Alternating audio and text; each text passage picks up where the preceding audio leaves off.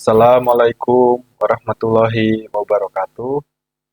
Kami di sini kelompok 3 akan mempresentasikan mengenai tugas UAS dari mata kuliah Etika Teknologi Informasi dengan judul utama yaitu pengembangan kebijakan etis dalam perlindungan privasi data di era Big Data. Next. Selanjutnya, perkenalan anggota kelompok. Dengan saya Arfian Setiawan dengan NIM 230102025. Saya Fahri Patria Nugraha dengan NIM 230102041.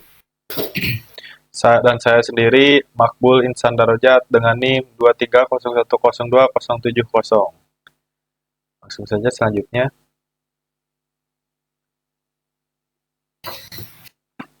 Latar belakang. Di era modern, teknologi informasi telah menjadi bagian penting dari kehidupan sehari-hari di berbagai bidang seperti pemerintahan, pendidikan, bisnis, kesehatan, dan hiburan. Kemajuan ini telah membantu meningkatkan produktivitas dan efisiensi, tetapi juga menimbulkan masalah baru, terutama terkait dengan keamanan data pribadi. Media sosial, aplikasi telepon, e-commerce, dan perangkat IoT sedang berkembang dalam pengumpulan dan pemrosesan data pribadi yang mencakup informasi seperti nama, alamat, nomor telepon, rekam medis, dan lokasi GPS.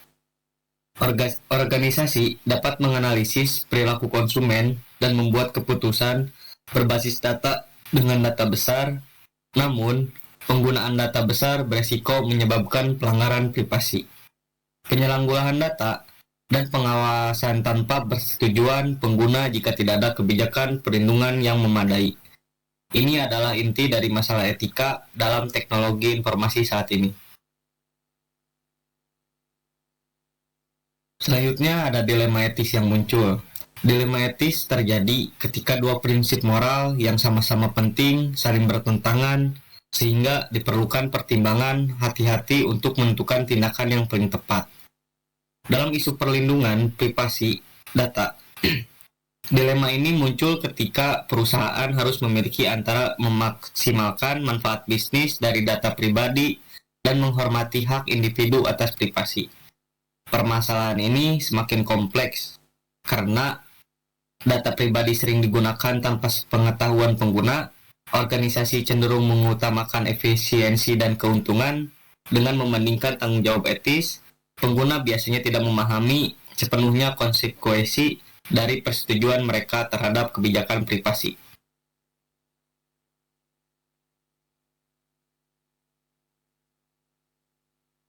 Selanjutnya, dilema etis yang muncul, ada beberapa jenis masalah yang sering terjadi, yaitu analisis perilaku pengguna tanpa izin jelas, profiling untuk iklan personal yang dapat tampak seperti manipulasi, menggunakan data dari perangkat yang dapat dipakai untuk tujuan yang tidak disetujui, seperti evakuasi kerja. Contoh kehidupan nyata, yaitu kasus Cambridge Analytica dari Facebook, yang mengumpulkan data jutaan pengguna tanpa izin dan digunakan untuk kepentingan politik. Platform e-commerce yang membuat rekomendasi produk di riwayat pembelian, tetapi tidak memberikan pengguna opsi pengaturan yang jelas. Tidak ada batas yang jelas yang membedakan penggunaan data yang sah dan dari penyalahgunaan. Dalam hal ini, etika memainkan peran penting dalam menentukan tindakan yang tepat dan sesuai.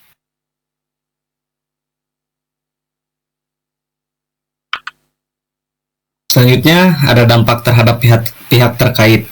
Yang pertama yaitu ada individu atau pengguna sebagai pemilik data. Mereka paling rentan terhadap dampak negatif jika perlindungan data tidak memadai. Mereka beresiko jika ada sistem yang kuat.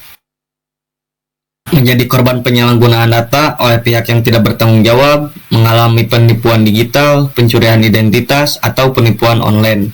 Hak asasi manusia seharusnya dilindungi dari kehilangan privasi. Secara contoh langsung, yaitu tanpa sepengetahuan atau persetujuan individu, data pribadi mereka digunakan untuk mendaftar layanan pinjaman online. Lalu ada informasi seperti nomor telepon atau email dibagikan dan digunakan untuk mengirimkan spam, penawaran palsu, atau ancaman digital lainnya. Kondisi ini menunjukkan bahwa perlindungan privasi dan tanggung jawab etis sangat penting dalam pengelolaan data. Selanjutnya akan dipresentasikan oleh rekan saya. Baik, selanjutnya ada lanjutan dari dampak terhadap pihak terkait, yaitu perusahaan atau organisasi. Jika perusahaan tidak melindungi privasi data mereka, mereka dapat menghadapi berbagai konsekuensi negatif, seperti kehilangan kepercayaan publik dan reputasi yang sulit dipulihkan dalam waktu singkat. Penurunan pendapatan karena pengguna beralih ke platform yang dianggap lebih aman dan transparan. Resiko hukum, seperti tuntutan hukum dan denda, termasuk Undang-Undang Perlindungan Data Pribadi Indonesia, yaitu UU PDP. Perusahaan juga kesulitan menyeimbangkan inovasi dan kepatuhan etis. Data diperlukan untuk pengembangan produk dan layanan. Di sisi lain, etika dan peraturan hukum membatasi penggunaan data. Lalu selanjutnya ada dari masyarakat umum. Melemahnya perlindungan data berdampak pada masyarakat seperti ketidakadilan digital diperkuat oleh perbedaan informasi antara pengguna dan perusahaan. Suatu masyarakat yang diawasi terus-menerus yang membatasi kebebasan berekspresi. Lalu ada bias algoritmik yang menyebabkan diskriminasi karena data tidak representatif. Keadilan dan kebebasan adalah masalah privasi bagi semua orang. Next. Faktor penyebab dilema etis. Untuk memahami masalah etis yang berkaitan dengan privasi data, beberapa faktor utama harus ditinjau. Yang pertama, ketidaktahuan pengguna, karena bahasa yang rumit atau kebutuhan mendesak untuk menggunakan layanan. Banyak pengguna menyetujui syarat layanan tanpa memahami implikasinya. Lalu, kurangnya transparansi. Perusahaan jarang memberikan penjelasan yang jelas dan sederhana tentang proses pengumpulan dan pengolahan data. Lalu ada regulasi lemah. Banyak negara, termasuk Indonesia, masih memiliki penegakan hukum yang lemah terkait privasi sebelum UU PDP berlaku penuh. Lalu dorongan komersialisasi data, karena data dianggap sebagai aset yang menguntungkan bagi perusahaan, praktik penjualan data pribadi meningkat. Keterbatasan teknologi keamanan, beberapa organisasi, terutama UMKM, tidak memiliki kemampuan untuk membangun sistem perlindungan data yang kuat. Lalu budaya organisasi tidak etis, etika dan perlindungan konsumen diabaikan, sementara keuntungan diutamakan. Sangat penting untuk memahami hal-hal ini saat membuat kebijakan preventif daripada reaktif. Next. Lalu selanjutnya ada landasan filosofi dan moral. Pandangan bahwa privasi data adalah hak asasi manusia adalah dasar filosofis dan moral kebijakan. Data pribadi menunjukkan identitas seseorang di era digital, sehingga penyalahgunaannya merupakan pelanggaran martabat dan integritas seseorang. Beberapa prinsip etis utama yang mendasari kebijakan ini adalah sebagai berikut.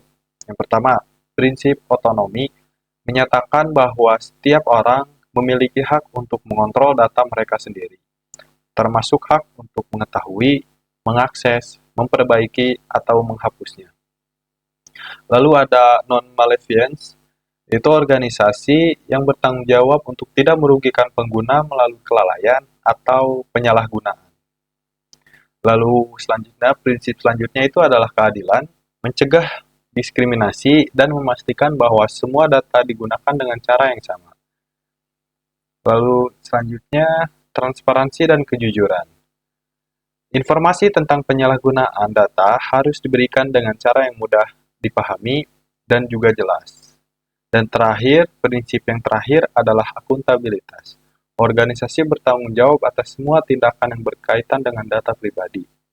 Tujuan dari penerapan prinsip-prinsip ini adalah untuk membangun budaya etika digital yang sesuai dengan hukum dan sesuai dengan nilai-nilai moral universal. Next. Tujuan umum kebijakan. Tujuan utama dari peraturan ini adalah: pertama, keamanan data pribadi. Sistem perlindungan yang kuat mencegah kebocoran, penyalahgunaan, dan pelanggaran privasi. Lalu yang kedua, memberikan otoritas kepada individu, memastikan bahwa pemilik data dapat mengakses, mengawasi, dan menentukan bagaimana data digunakan. Lalu selanjutnya, meningkatkan kepercayaan publik, menunjukkan bahwa organisasi menjunjung tinggi etika dan tanggung jawab, memperkuat reputasi.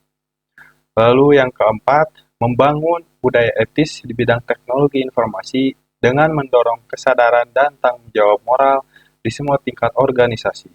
Dan yang terakhir, mematuhi peraturan, mendukung kepatuhan terhadap UU PDP dan peraturan internasional lainnya seperti GDPR. Untuk mencapai tujuan ini, kebijakan diharapkan dapat membangun ekosistem digital yang aman, adil, dan berfokus pada hak pengguna. Lalu ada komponen dan juga kebijakan. 5 komponen utama terdiri dari kebijakan etis perlindungan data. Yang pertama, pengumpulan informasi itu harus jelas, relevan, dan didasarkan pada persetujuan eksplisit. Itu tidak boleh dilakukan secara tersembunyi. Lalu untuk pengelolaan dan keamanan, itu menggunakan kontrol akses yang ketat, autentikasi ganda, dan juga enkripsi. Tentukan protokol untuk pemulihan bencana. Lalu penggunaan informasi hanya untuk tujuan yang disepakati bersama. Untuk iklan dan analisis harus anonim. Profiling sensitif tidak boleh dilakukan tanpa izin. Pertukaran dan pembagian hanya dengan persetujuan hukum dan kontrak. Standar global mengatur transfer antar negara. Lalu yang E ada hak pribadi. Akses, perbaikan, penolakan, pemrosesan otomatis, dan penghapusan data. Hak untuk lupa. Lalu untuk F, pelatihan terkait etika data. Karyawan harus dilatih tentang etika data secara berkala. Organisasi mengajarkan orang tentang hak dan penggunaan data, lalu rekrutmen dan evaluasi pekerjaan termasuk etika data. Dan yang terakhir itu adalah penilaian, pengawasan, dan juga penegakan. Audit internal berkala untuk menilai kebijakan. Jika seseorang melaporkan pelanggaran, mereka akan ditindak tegas. Sanksi mencakup tindakan administratif hingga pemecatan. Kebijakan ini luas, fleksibel, dan juga responsif terhadap perkembangan teknologi dan perubahan sosial.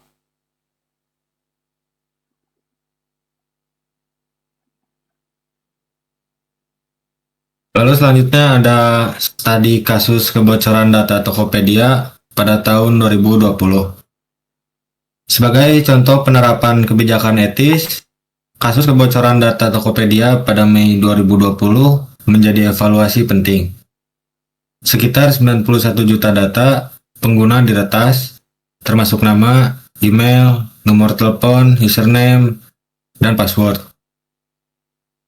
Skala kebocoran yang besar menimbulkan kekhawatiran publik terkait keamanan akun dan potensi penyalahgunaan data untuk penipuan atau pencurian identitas.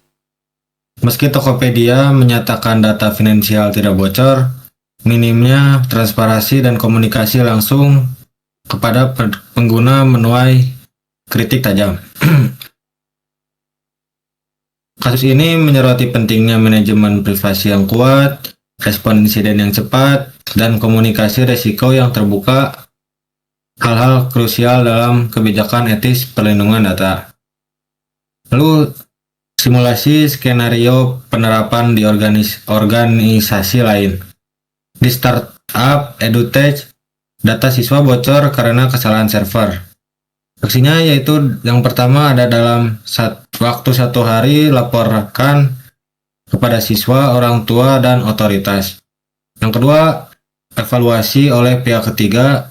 Yang ketiga, data dapat dihapus atau diubah oleh siswa. Yang keempat, kebijakan akses diperketat dan staf IT dilatih ulang. Lalu untuk contoh ini menunjukkan bahwa kebijakan etis dapat diterapkan lintas sektor dan fleksibel. Lalu selanjutnya ada penerapan kebijakan etis pada tadi kasus data Tokopedia tahun 2020. Tokopedia seharusnya melakukan hal-hal berikut jika kebijakan etis ini diterapkan dengan benar. Yang pertama, ada notifikasi instan, memberikan informasi kepada pengguna dalam 24 jam, termasuk informasi tentang data yang terpengaruh dan strategi untuk mengatasi masalah. Yang kedua, ada tindakan teknologi, mengembalikan password massal dan menonaktifkan fitur sensitif sementara. Yang ketiga, investigasi yang transparan, pemulihan kepercayaan melalui audit eksternal dan publikasi hasilnya. Yang keempat, ada pembayaran, beri layanan premium gratis atau voucher sebagai kompensasi. Yang kelima, ada perbaikan keamanan, gunakan autentikasi multifaktor dan ketatkan kontrol akses.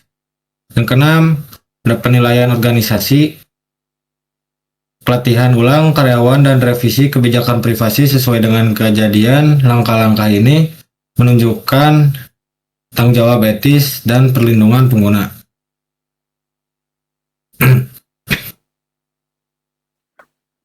Lalu selanjutnya ada evaluasi efektivitas kebijakan. Keberhasilan kebijakan etis dinilai dari kesesuaian etika, mengacu pada prinsip moral seperti otonomi, keadilan, transparansi, dan akuntabilitas. Kedua, ada kelengkapan, mencakup seluruh siklus data serta aspek audit, pelatihan, dan partisipasi pengguna. Yang ketiga, ada fleksibilitas, dapat diterapkan di berbagai sektor dari e-commerce hingga edutech. Yang keempat, ada respon krisis, menyediakan prosedur cepat, audit terbuka, dan kompensasi saat insiden. Yang terakhir ada kepatuhan internal, pelatihan rutin dan sanksi memastikan kebijakan dijalankan konsisten. Lalu ada implikasi sosial, kebijakan ini berdampak sosial besar dengan mendorong transparansi dan hak pengguna, sehingga membentuk budaya digital yang etis. Yang pertama yaitu meningkatkan kesadaran, masyarakat jadi lebih peduli dan kritis terhadap perlindungan data. Yang kedua ada tanggung jawab kolektif, semua pihak organisasi, pengguna, regulator, dan pengembang ikut menjaga ekosistem digital. Yang ketiga ada mencegah marginalisasi, menghindari diskriminasi berbasis data, dan melindungi kelompok rentan.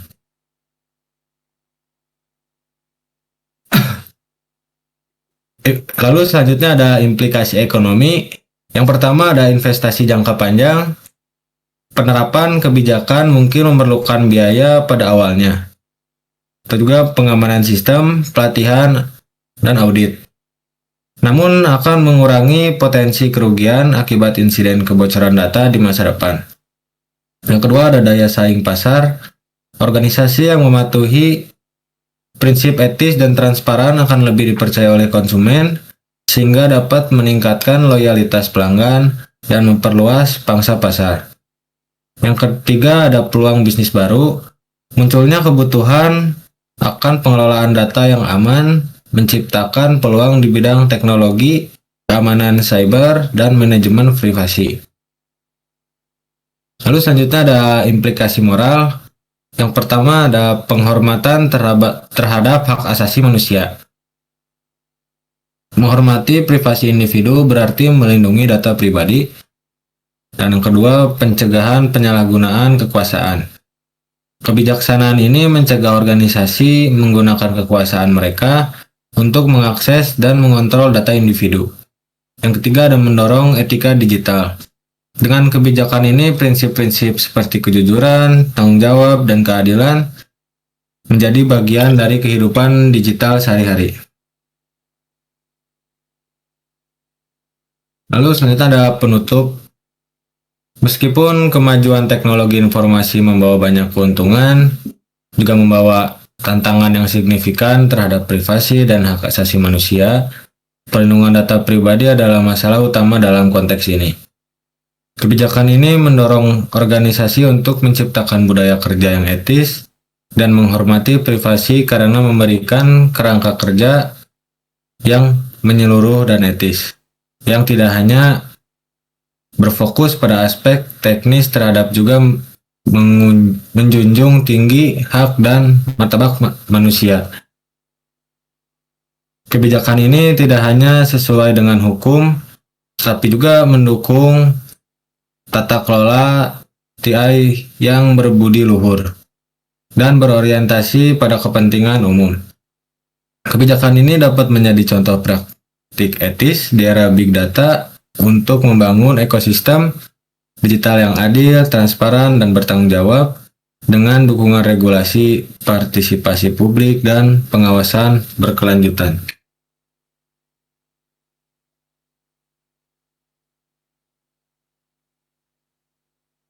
Berikut adalah referensinya.